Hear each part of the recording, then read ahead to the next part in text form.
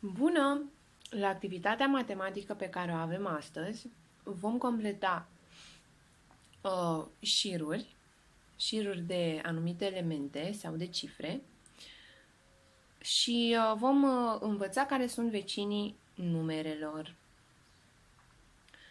După cum vedeți pe tablă am un șir alcătuit din 5 elemente. La activitatea pe care am avut-o astăzi mai devreme, am format împreună acest șir și l-am completat. După cum puteți vedea, șirul este alcătuit din triunghi, cerc, pătrat, opt și o inimă. Putem să facem putem face și împreună acest șir. Ia să vedem. Este un șir destul de dificil, deoarece are 5 elemente diferite.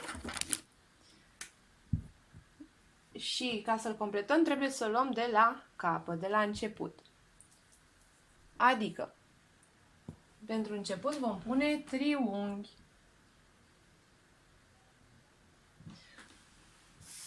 Ce urmează după triunghi? Ca să știm ce urmează după triunghi, trebuie să ne uităm înapoi. După triunghi urmează cerc. After triangle, we have a circle.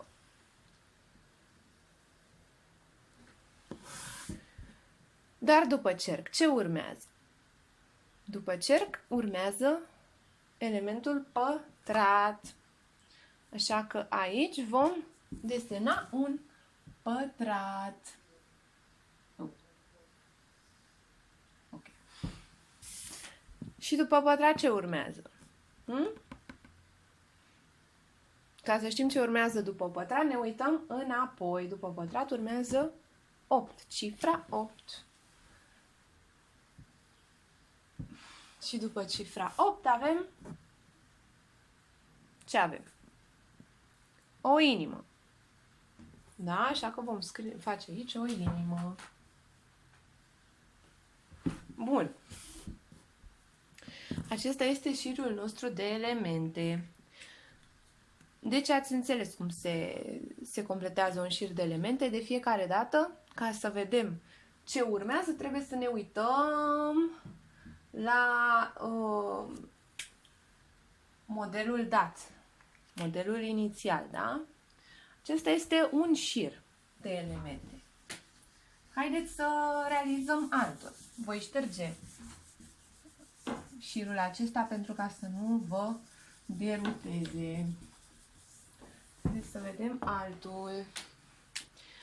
O să fac un șir, nu vreau să fac cu culori pentru că nu se văd prea bine și vă încurc mai tare. Voi face un șir din cifre și forme. 1, triunghi. Haideți să-l facem doar din 4 elemente. 1, triunghi, o inimă și 3. Haideți să vedem ce trebuie să punem. O luăm de la capăt. Punem cifra 1. Ce urmează după 1? După 1, ne uităm aici, urmează un triunghi. Și așa tot mai departe. După triunghi ce avem? Avem? Ce trebuie să punem după triunghi? După triunghi avem o inimă. Foarte bine. Și după inimă ce punem? După inimă vom pune cifra 3.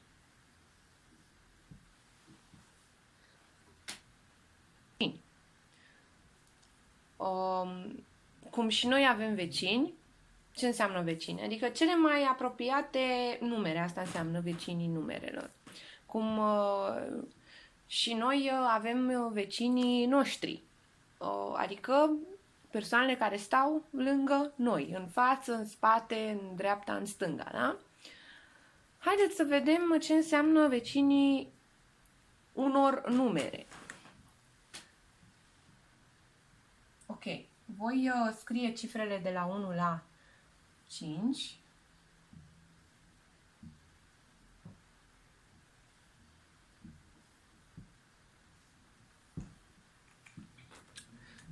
și voi șterge anumite cifre.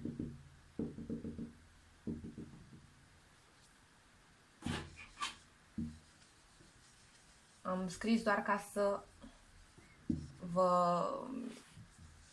să înregistrați voi ce am scris eu pe tablă. Am rămas doar cu 2 și cu 4. Am rămas doar cu 2 și cu 4 pentru că în locurile lipsă vreau să completăm cu cifrele care erau inițial.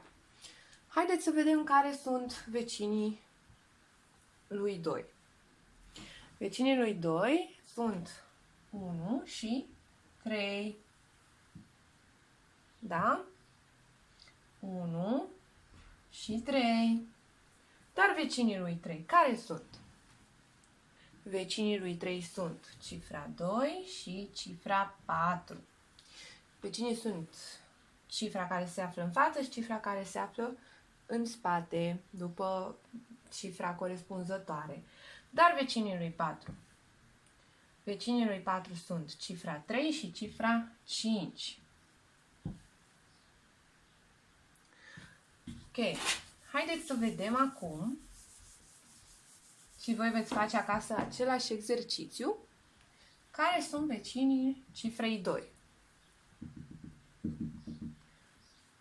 Dar vecinii cifrei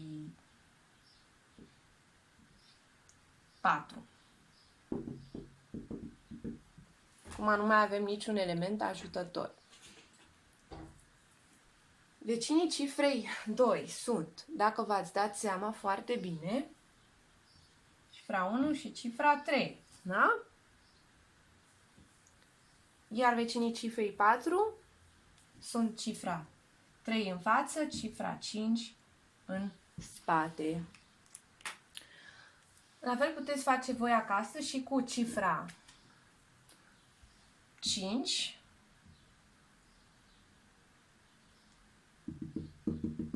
o 3 și 6, ca să puteți găsi vecinii acestor numere. Aceasta a fost lecția noastră de astăzi. Sper că v-a plăcut. Ne vedem data viitoare cu ceva nou. Pa!